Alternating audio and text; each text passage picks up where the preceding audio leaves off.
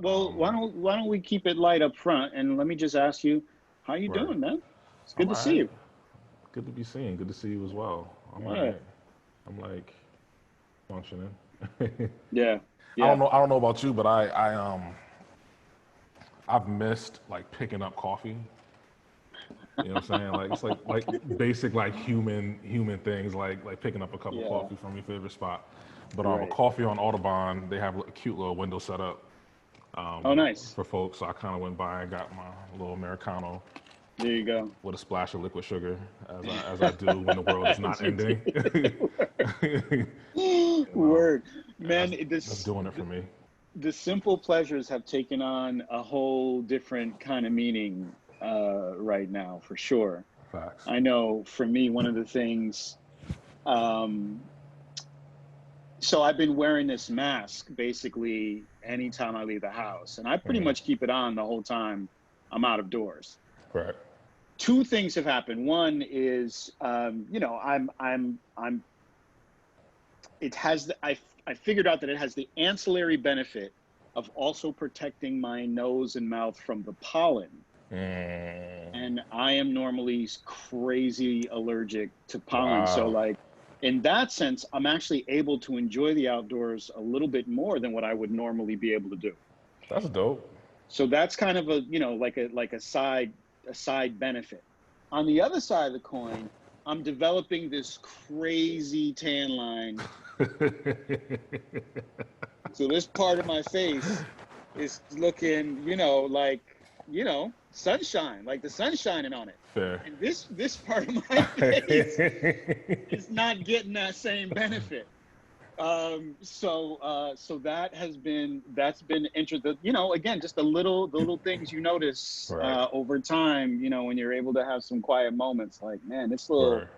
oddly shaped tan line on my face is, Yeah, that's I have not to do it. something about Not that. it. I mean, look. But I think you should find relief in the fact that you're not going to be the only one.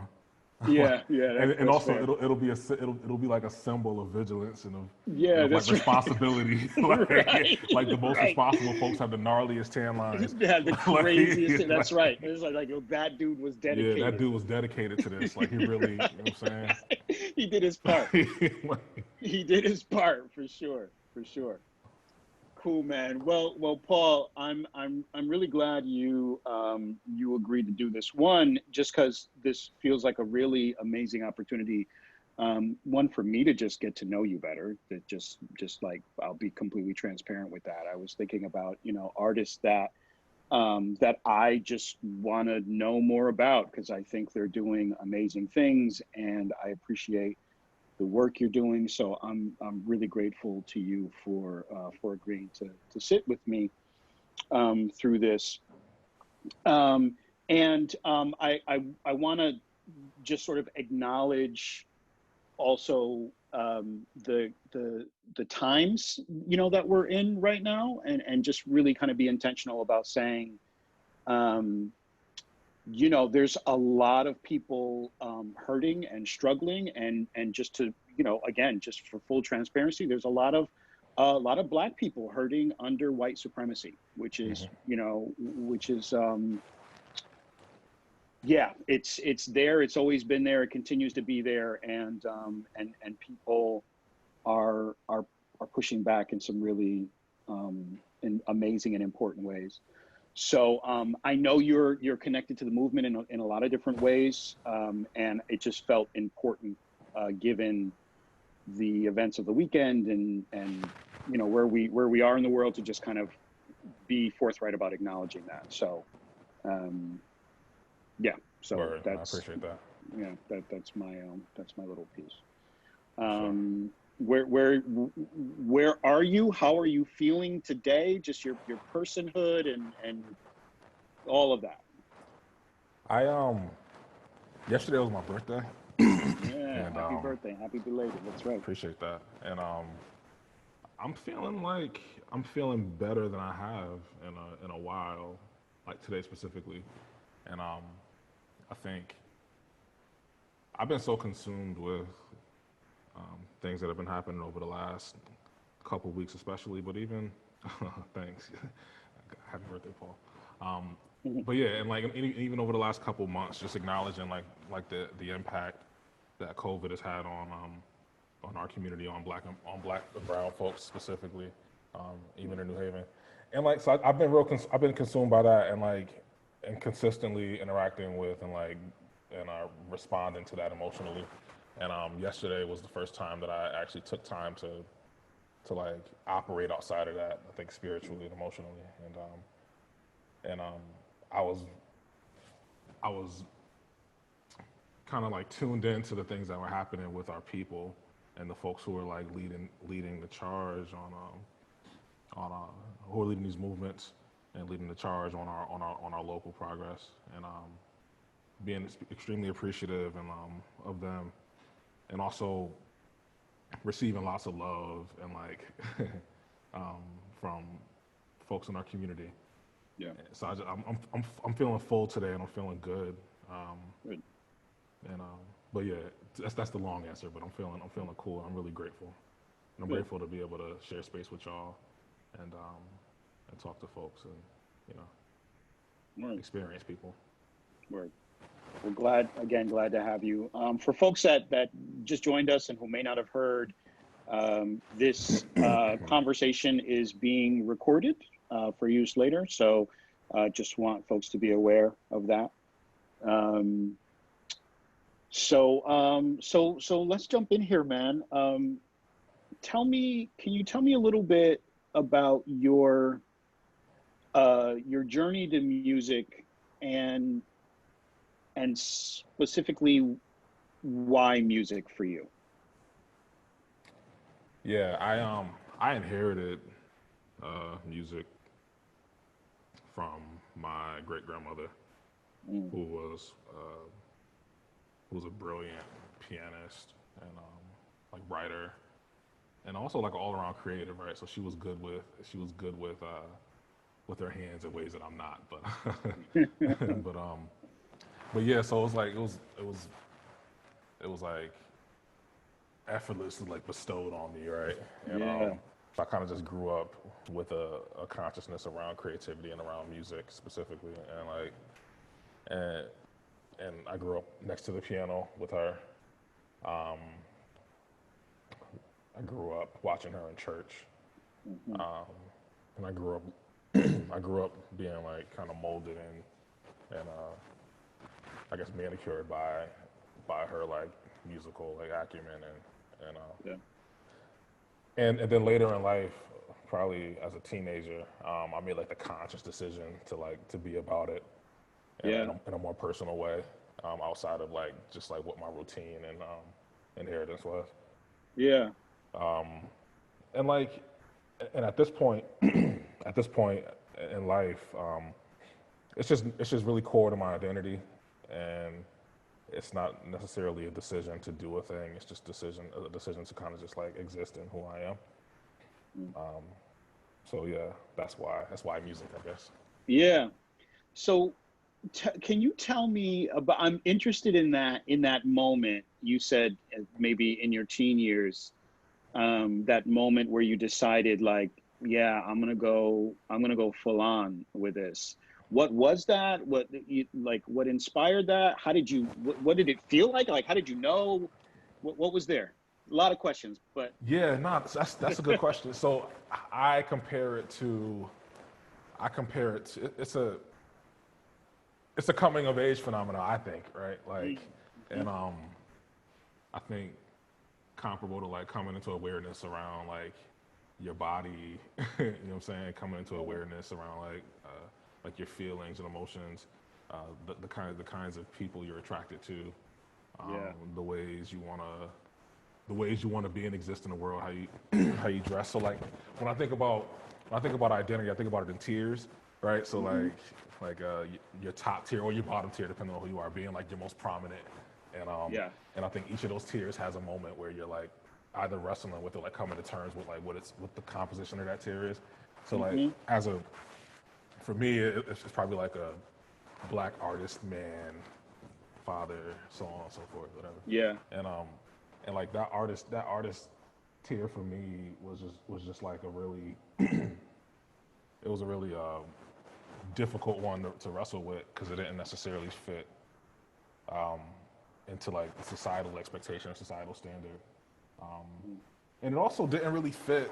It didn't really fit into like um, my what my life was affording me at the time either. So I think about it. Yeah. I was probably like 13, transitioning into from like 8th grade to high school, right?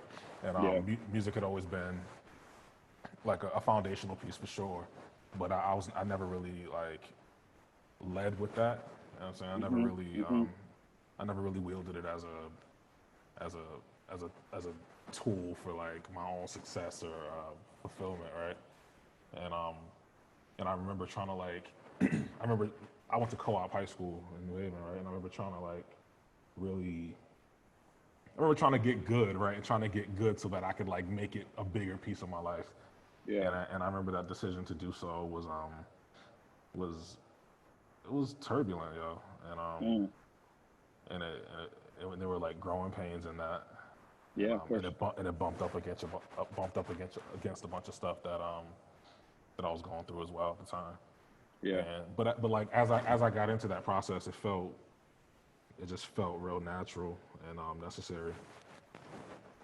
Mm. So Like that word, necessary. I hear that from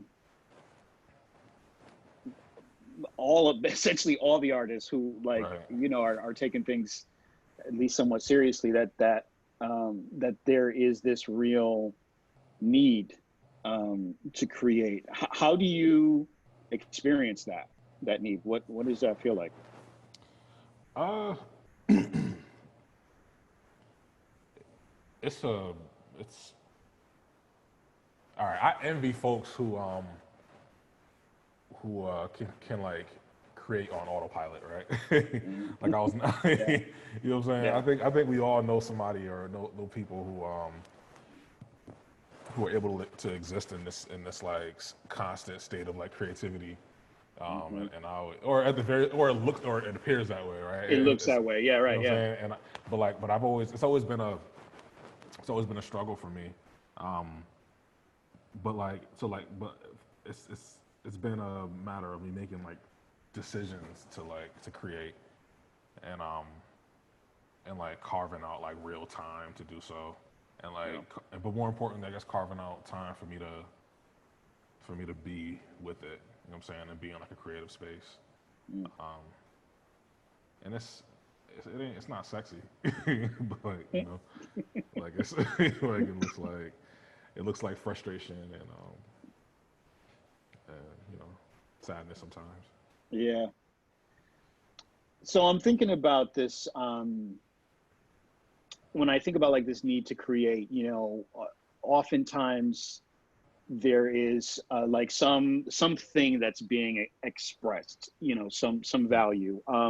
Like I'm a drummer, and so for me the drums are like crazy healing, right? Like when I am feeling angry or tumultuous, or like I just need to some kind of grounding. um I sit down at the drums, and it has never not worked for me. Let me put it that way. Um, and so I wonder for you, when you think about your, this sort of hierarchy that you talked about, black artist, man, father, that thing. Um, what do you like? What values do you hold that you feel are being expressed through your work? That's a good question. I feel like over the last like month or so, especially, I've been thinking about I guess more so than my values, I've been thinking about like the actual value of music and Mm, creativity to like to the culture and to mm, communities.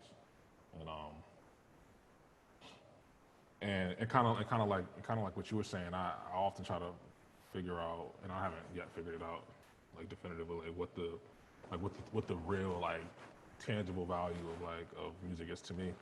But one thing that it does one thing that I've seen it do, and something it's done for me is it like it like metabolizes trauma. Mm. Right. I feel like without access to music and without the ability to create, I feel like black folks especially would just be in a different place. Mm.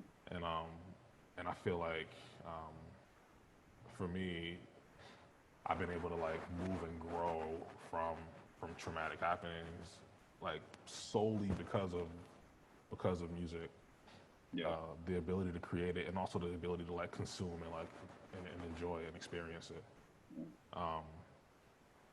And I feel like trauma in itself is not like not like a nourishing thing, right? It's like, like, you know, and it's and yet and still somehow it's like been a conduit almost for a lot of really like beautiful ideas and like a lot of really powerful movements and changes in the culture and in the world.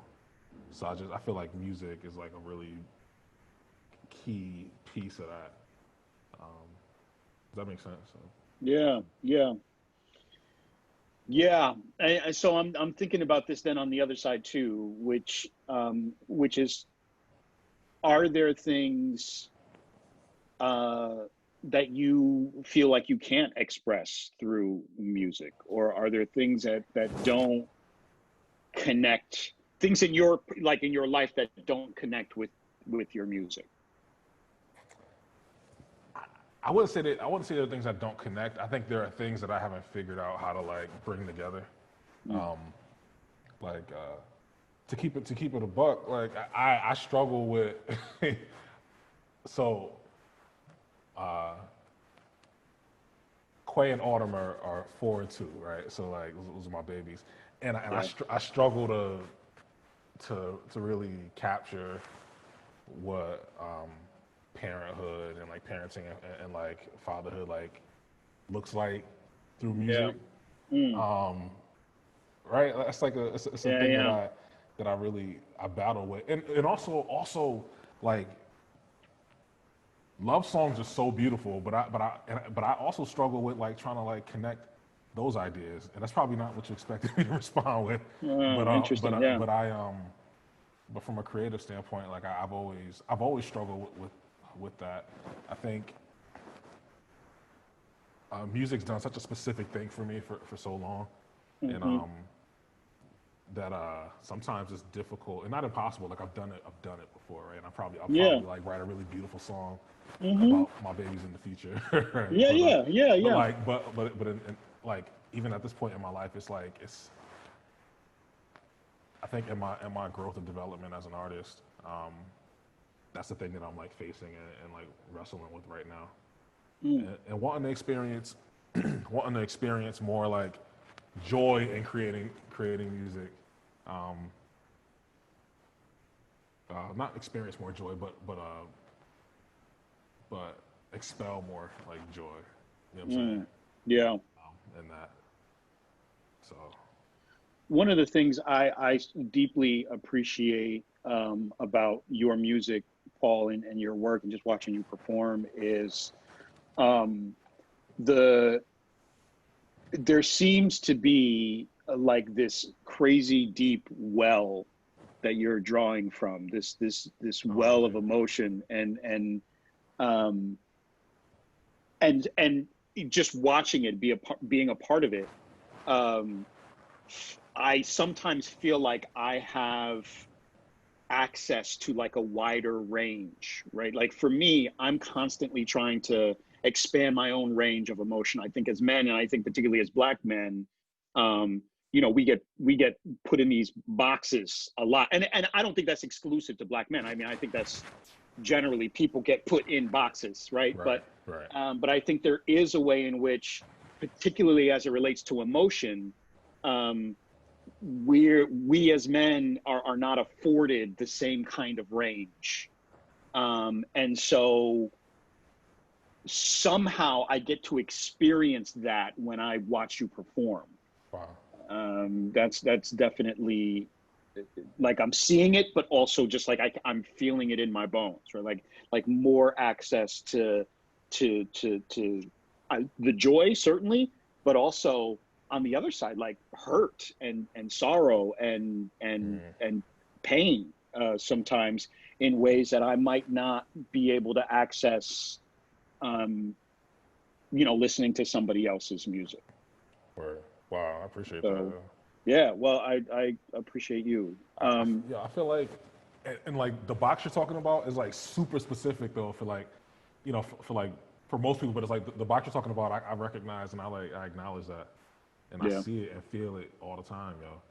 And yeah, and that's like, and it's something to wrestle with too. Like we really, I don't know. I speak for myself. Like when I'm on stage and when I'm writing music, like I'm completely aware of that box, right? and hmm I'm like touching it and like and feeling it and like trying to like exist beyond it, but like hella aware of like the presence of that box. And yeah. and that's and I so even as you were saying that, I'm like, yeah, yo. But I'm appreciative and glad that that we've been, or that your experience has been like me like being beyond that, because I don't always feel that way. Um, Yeah. but yeah, so yeah, I really appreciate it.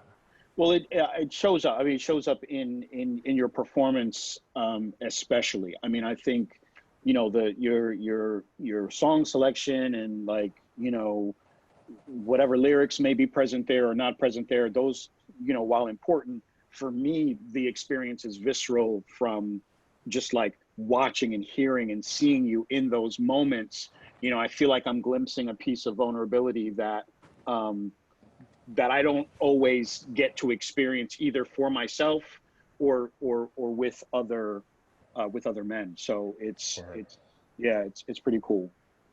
Um, so all right, so you said something a minute ago that really sort of caught my attention, and you were talking about the value. Thinking a lot about what is the value of the work you do, and I know that you are somebody who has thought deeply about the economics of music and how people are making it work or not making it work, and given how we started this conversation, thinking about the sort of systemic challenges um, in the music business in particular, I'm wondering, um, what do you make of the economics around music today? And I'm thinking, music broadly, like globally, not necessarily just what you're doing, but I'm also curious about like locally for you personally, like how are you making it work, and what, you know, what what what can community do to support what you're doing? Oof. I know I'm asking like these real Nah, simple that's questions, and I'm only asking them one at a time. not right. Nah, nah. You wouldn't be you otherwise, bro. Like, nah, yo. I well, I'm gonna say this. And I like to be transparent. I have a job, right? And like this is my privilege, and like sometimes my curse, right? And um, and I just want to acknowledge like I want to acknowledge the privilege piece, um, because not everyone has the capacity, um, and like has the ability to like wield duality this way, and and um and I say capacity meaning like based on like where their identity sits and like where their like emotional like selves exist, right? Not Mm, everybody can do that.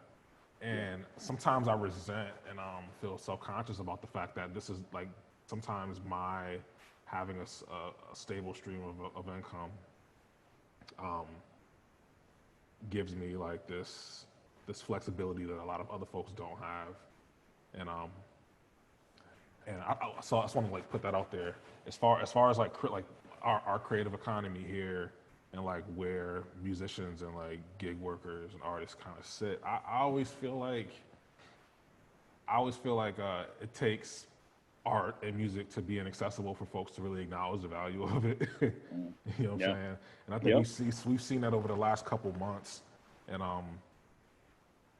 we see like what the state of the world is when it doesn't have access to music. But more specifically, like we see like how our community responds to it, and it just kind of raises like these questions for me, and it's just like, at what point do we name the importance of creativity and of artistry, and also like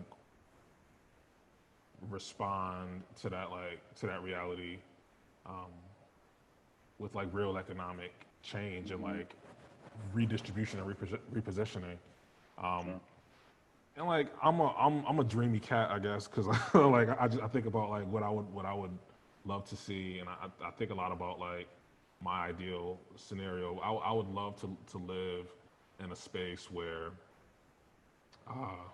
for instance, where the black music that the black music that's informed American pop culture, and the artists who are like the foundation of all of that Yeah. are the most affluent and like the most financially regarded individuals in the game, right? Yeah. And in that same breath, I would love to exist in a space where rich people pay artists and musicians based on the way they need art, and the way they covet art, right? Like Yeah. rich people and like wealthy folks here especially consume and experience so much of our like creative energy and identities, right? And what would it look like if we were paid based on what the value of that was for people? Yeah. The actual, right. And like and imagine how like different like the economy would just be shaped, and not even just the economy, but just imagine like how big a difference it would make on society and Yeah. in the shape of like our culture. I'm thinking about this sort of cultural this piece. I have a good friend of mine who is a visual artist, a painter, and some of the sums that get commanded by visual artists, is they're like incredible.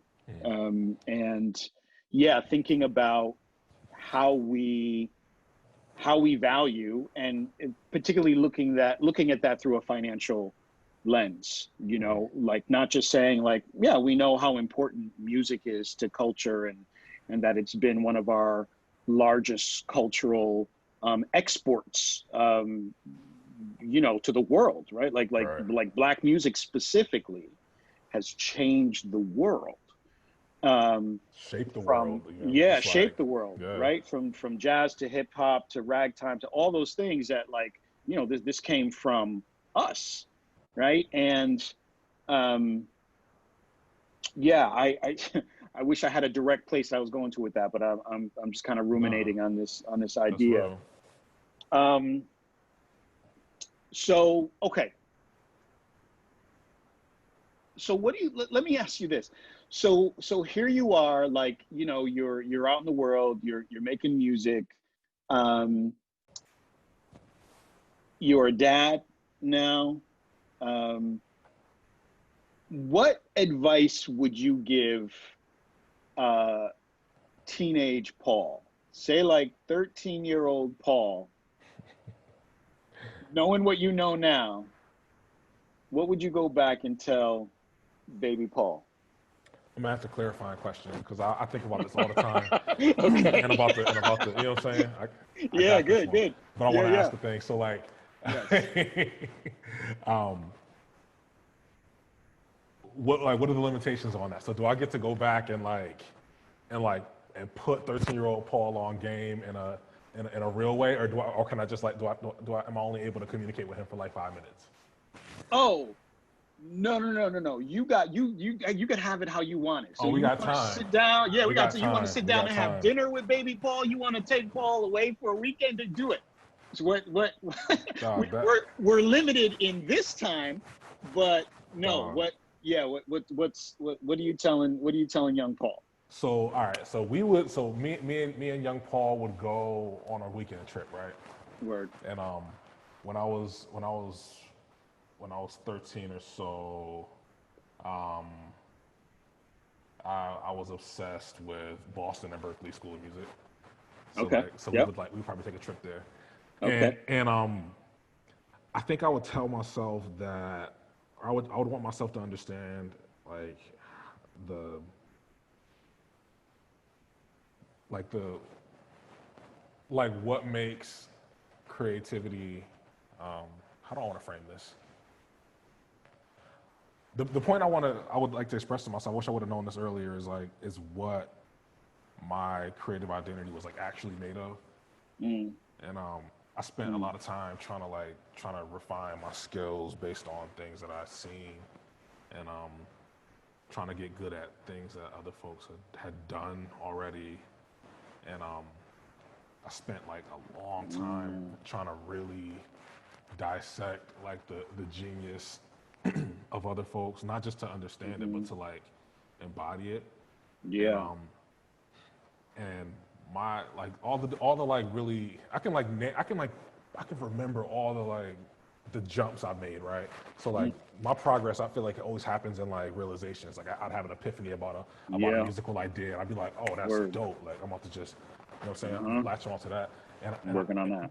and like I'd have a realization, and then I'd get like I get way better, like seemingly overnight. I feel like, but a lot of those things like were diversions from like who I actually was. So like when I got really good at when I was like 16, I thought I was getting really good at writing, right? Yeah.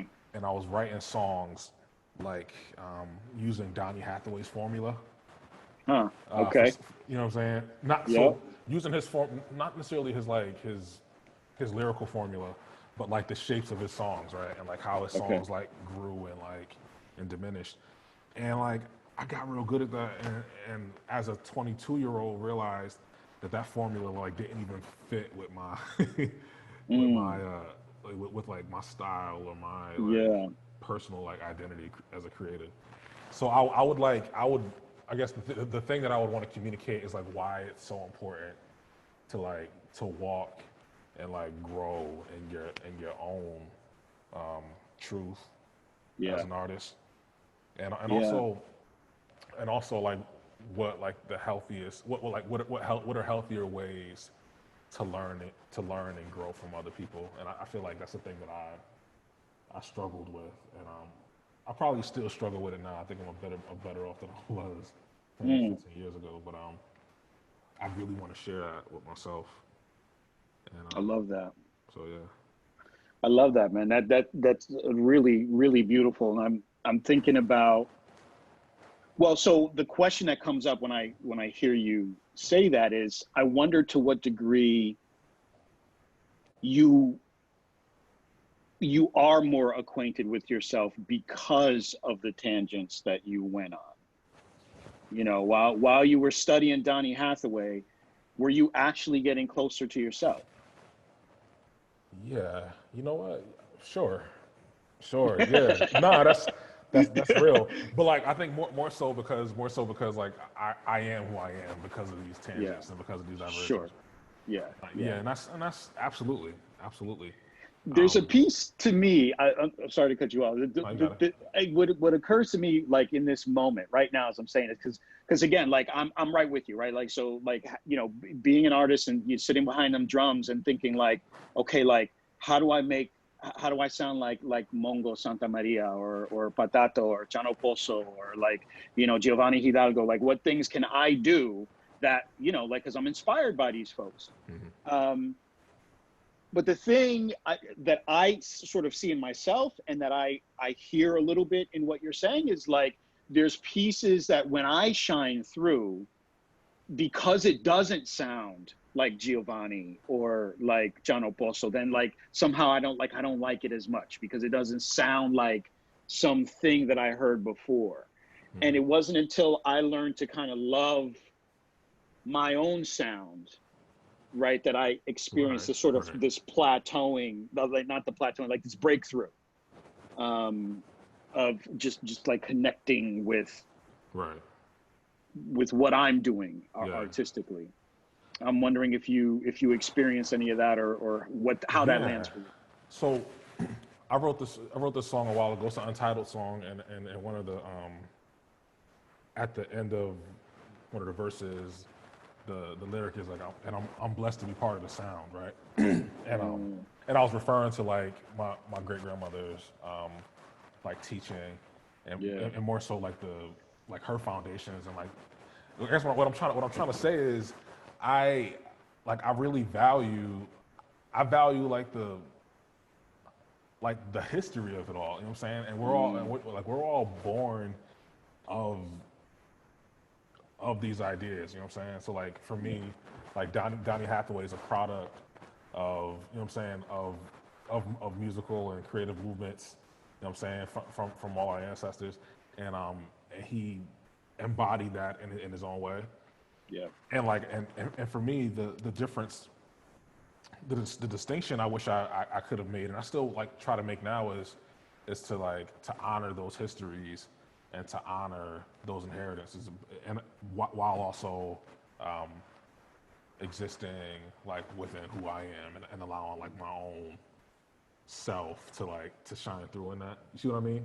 Word. Yeah. Like Yeah. I really, and the other thing is, when I listen to, like, I keep saying Donny Hathaway, but I'll use another example. Mm, When I appreciate like a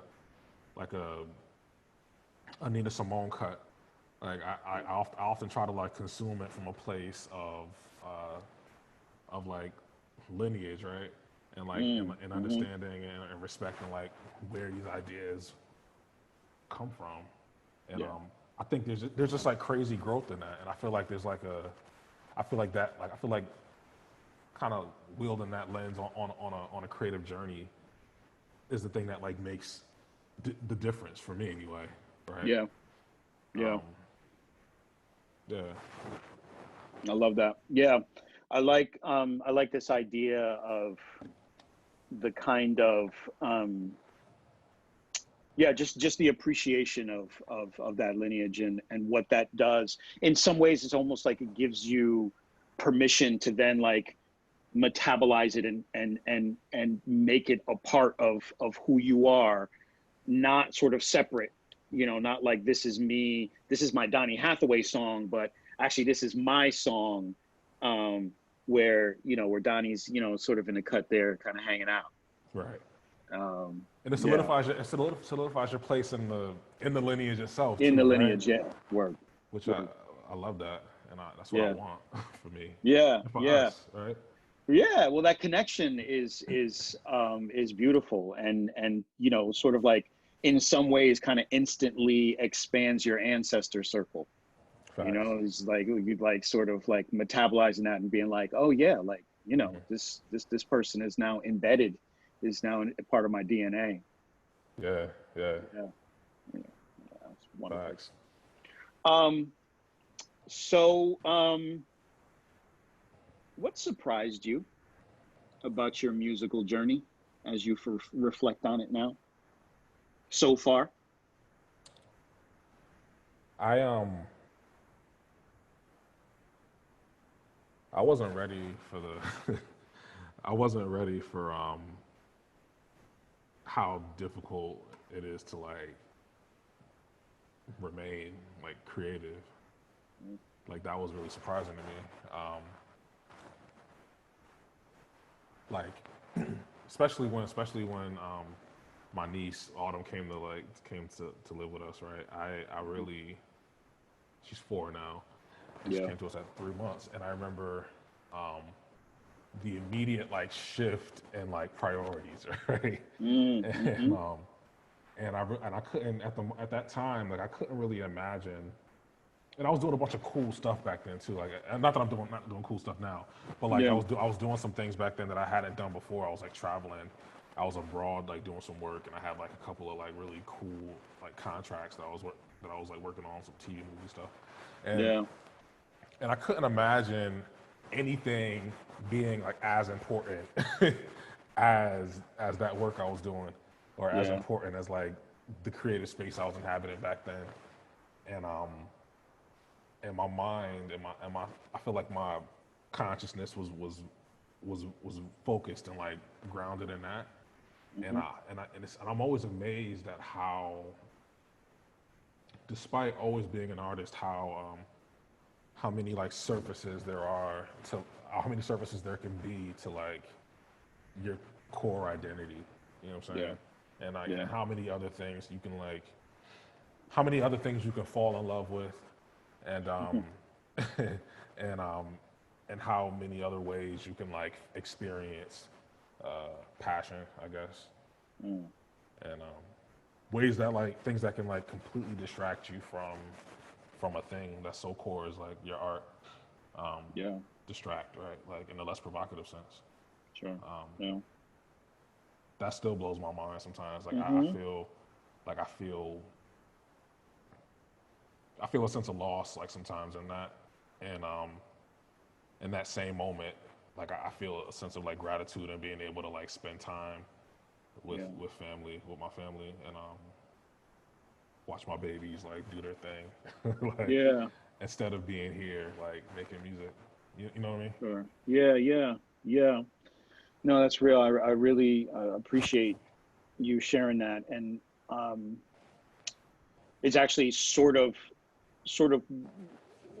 one of the questions I was going to ask, which was about fatherhood and how has becoming a father um, changed your work. Yeah, it's kids aren't good for business. Like, that's not why that's not that's not why people start families. Yeah, right. Yeah, Like, but typically nah, not. No. but on a serious note though, it's dope, yo. Yeah. It's dope and it's complex, and like I said, it's like there's so many layers to this thing, and it kind of makes you question who you really are. Yeah. Nah, it makes you question like who you thought you were, Yeah. and what you thought the limitations. My mom is Hey. joining. That's dope. Nice. um, Shout out to moms. Shout out to moms, yo. Word. She posted this really beautiful. I could cry now thinking about it. This really beautiful happy birthday post Uh, to me yesterday, and she shared a bunch of photos that I hadn't even seen. photos you forgot about. Yeah, hey mama. Yeah, she shared a Hey, bunch of ma. photos. Welcome. Oh, she's Oh, still she can't connected hear to the you. audio. She can't hear Yeah, you. Okay. that's cool. Cool. But yeah, just like it just it ushers in like a whole new wave of like being, and Yeah. I've been enjoying a lot of it. I've been challenged by a lot of it. Some of it makes me really sad, and Mm, but I'm just grateful. I'm grateful for it for sure. yeah. Yeah. I So, want to just seize on the moment to say, hey, mom, welcome. Shout hey out to mom, moms joining the call. absolutely. Awesome. That's dope. Welcome. That's dope. Um, let's see. We're just past quarter to two. We're scheduled to end at two. So I do want, if folks have questions that they would like to ask Paul, I do want to open it up for that, but I have one more question. I call this my catch-all question. So I'm going to make you work one last time, Paul. Cool. So the question is, what question did I not ask that I should have? Oh, I know something you ain't asked.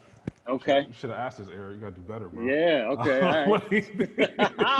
Kidding, kidding. No, you didn't ask me. You didn't ask me what I'm working on now. Lord. Yeah, See, fam. See, Yo. come on, man. I'm new to this. No, What do you yeah, want? right, man. You've I'm been a, doing I'm a, this. I'm a drummer, man. What do you want from me? I'm just, come on. Yeah, you know what, man? Yes, Paul. What are you working on now, brother? I I'm gonna release this song that I wrote and originally recorded like 5 years ago. Ooh, okay. Um, and I finally got it right. No doubt. it's Yeah. called it's called John, Okay. and it's a really it's kind of like a haunting Mm. story. Well, not a story. It's like a haunting like interpretation of the story of John Henry, and and Wow. also like riffs on Langston Hughes' Harlem, right? Okay.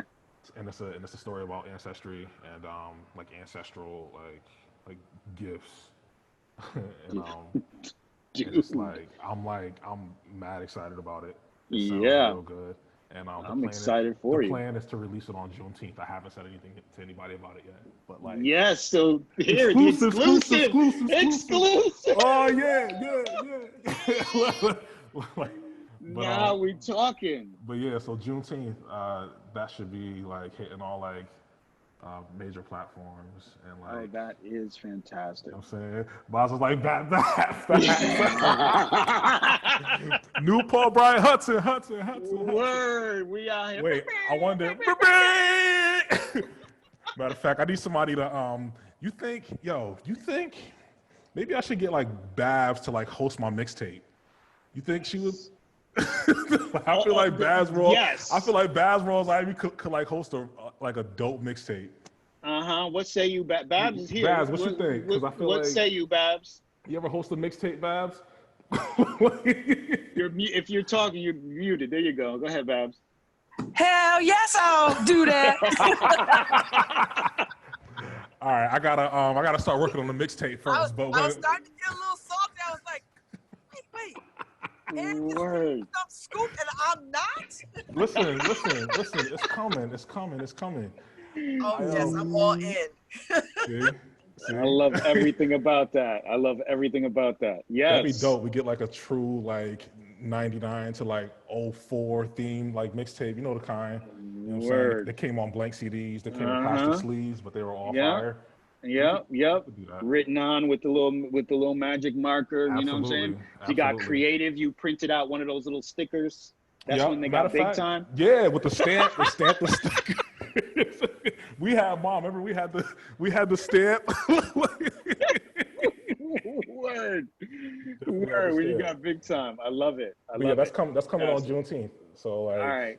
Yeah, look out for that. You know, all about it. And also, I'll reiterate, if you ever need some conga drumming, so we don't talk about holler that. at your So boy. I need that very soon. So like, matter of fact, after this call, let's like rap real quick. So we Shameless can plug. So we can Shameless schedule plug. that. Word. Sweet. All right. Well, so let's go ahead and are you okay with taking a couple of questions from folks if they got questions? Heck yeah. Okay. Cool. So let's see. Probably the best way to do this is if do folks know how to just like put their hand up? If they do, then do that. If you don't, just kind of like, I don't know, put something in the chat or put your screen on and put your hand up or something. If you have a question for Paul, please get in here and ask away. Ask me a question. Anybody? Because I got more questions. I can keep going. No, Eric got the questions. Oh, there we go. Okay, that's Michelle's phone. So go ahead, Michelle. Needs to be you are muted right now. I'm trying to unmute you. There you go. You are unmuted. Go ahead. All right, so you can hear me now. I'm sorry, I got yes. Yeah. I'm bumping off everything to listen. So Paul, what makes you choose the songs that you do? I mean, I know that you read the crowd, you have, certain songs in mind when you go certain places, But do you choose something because people aren't familiar or it fits your voice? Why do you choose the repertoire that you do? That's a good question. I guess it depends on the show or on the gig, right? So a lot of times, and I'll be honest with y'all, a lot of times I don't. So at the jam, for instance, a lot of times I don't choose the songs. Um, the group I play with, my crew, these are my best friends, right? Like most of them were in the wedding, and those who weren't in the wedding played at the wedding. And we grew up listening to like the same music at the same time a lot of times. So we were kind of shaped by that, and I think the music we decided to play is, especially at the jam, is like a direct reflection of like who we are and what our like musical like upbringings were. I wish I could say that. I wish I could say the crowd had a whole lot to do with it. The idea, the goal is not necessarily to throw y'all for a loop and introduce folks to new music. I love doing so though, but I think live musical performances are a really good opportunity to just like explore and like be exactly like who you are. So a lot of the cool like deep cut stuff that we play is just stuff that we've like fanned over for a long time and kind of grew up on, you know. Mm-hmm. Oh, Babs is like, can I respond to Babs' question? Yeah, get in there, man. She asked about standards. So I performed for Babs and Brian Slattery's Jazzware event at the New Haven Museum, I believe, yeah. And it was in a beautiful rotunda. It was dope. So me and Jeremiah Fuller. I saw some pictures of it, yeah. It was beautiful. It was dope. So me and Jeremiah Fuller, we played a bunch of standards, and my great grandmother played in church, right? And she was just like a really beautiful. I wouldn't even call her a gospel musician. She was a really beautiful like a spiritually connected musician, and she was also intentional about reaching into other like musical spaces in ways that other musicians just weren't. Like I inherited her music, her piano, and her sheet music. Wow. And a lot of the stuff you found in there was standards, and it's just really cool to realize. It was really cool for me anyway to realize that a lot of the stuff we were listening to her play back in the day, we're just jazz standards, and her interpretation of them a lot of times. So when I sing jazz standards, and I don't do a whole lot of straight ahead stuff anymore. I went through a phase where I was doing a lot of like straight ahead, like trio and quartet stuff. But that stuff feels foundational to me, and I really enjoy and like write a lot of times based on like the structure of those songs. Yeah. And they're so malleable too, right? So like The Shadow of Your Smile, I know off the top of my head I could think of 6 interpretations of that song. Mm-hmm. And they all resonate in really like powerful ways on their own, right? So like so to have the opportunity to perform music like that, that's intended to be like, to be interpreted, is just dope. So it's, it's interesting, I hear you say that, and like I think, these various interpretations, because so for me, I've sort of endeavored to collect every version of Afro Blue. Mm-hmm. Right, like I want to listen to like every version of Afro Blue. Which right, one is your favorite? So that's the thing, man. So it depends on the day, right? And this is what's so beautifully resonant about it. And so it brings me back to this. When you said foundational, to me, I was like, this is literally why it's a jazz standard, right? Like it's this thing that it's like you have to walk through this door if you're going to consider, you know what I mean? Like you can't. To me, it's like you can't consider yourself a conga player and not ever listen to Afro Blue. Yeah. right? Like that, like in my mind, that's how I think about it. It's probably not a fair statement, but like in my mind, it's like, yeah, like that's a door you got to walk through at some point Mm-hmm. in your sort of musical development. And yeah, for me, I mean, I keep, you know, to answer your question, you know, the one that I always come back to is the Mongo Santa Maria one, right? Mm-hmm. Like he wrote it, like it's his tune, like you know, Mm-hmm. you can't get much better than that. But Poncho Sanchez recorded that song like 16 times. Diane Reeves Um, version, Bowser saying fire. yeah, Yeah, yeah, absolutely. right. So like these songs that are just like amazing, amazing. Um, And then all right, one of the later ones is like Robert Glasper and Erykah Badu's interpretation of Afro Blue, yo, which is crazy. Like, it's who? crazy. It right, and to me, it's like it's connected and yet something all the way its own. Yep. You know, like if it weren't for the title, you might not know. Right. Exactly. But then when you do, you hear and you're like, whoa, wait a minute, like, and you sort of dig back a little bit. You're like, oh wow, this is incredible, Yeah. incredible. Anyway, um, yeah, man, I could do this another 2 hours, but unfortunately, we're at Ah, we're at 158, man. this is it. This is it. Maybe one last question, maybe one last one. Anybody got something? Put your hand up or just jump in here. Time is limited. What you got?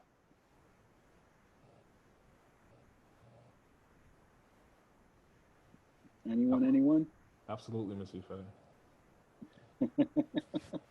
Miss everybody too. Yo, so okay, so let's. It doesn't look like, I don't want to step on anybody's toes, but it doesn't look like there's any other questions. I just want to say, Paul, this has been amazing. Thank you so much for taking the time. Thank you so much for your generosity with you and who you are. Thank you so much for what you're doing, the music you're making, the ways that you're impacting the lives of the people around you.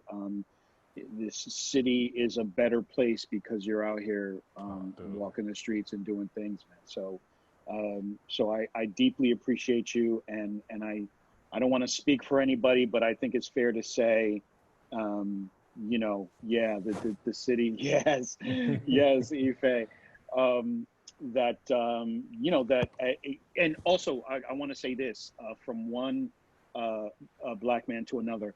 I love you, brother. I love I you, love bro. you, and I love the work that you're doing. Word. Appreciate you. Thanks so much for having me, man. Yeah, I my appreciate pleasure. it. My Thank y'all pleasure. for joining. You know, it's good to see like familiar names and faces. And hey, mama. Yeah, for sure, sure. Second shout out to Mom Dukes. Thank you for Absolutely. showing up. It's actually Absolutely. feels like an honor to me. So I do appreciate that. Thank you. And yeah, everybody enjoy the rest of your week. We'll be doing this again. The next person up. Who's the next person? I think the next person is it Dylan? It is Oh, Dylan. dope. Is Dylan It's still here? Look at Dylan. Dylan. It's Yeah, yo. Dylan McDonald. You're up next, brother. Fire. So Dylan McDonald's coming up on the 17th of June. So please join us. I'm sure there will be some ads and some, you know, other stuff, but join us again. We'll be doing this. We'll be talking to artists, and we'll be doing this. Fingers crossed. We'll probably be doing this through November, December. Twice a Nice. month, we're going to be talking to artists, and we're going to be trying to figure out how and what artists are doing to make their lives work and to impact the lives of all the rest of us. So please come on back soon. Nice. Right? Until then, I'm going to wish everybody a good week. Love y'all all. Thank you all for coming. Love y'all. Peace, peace. Peace.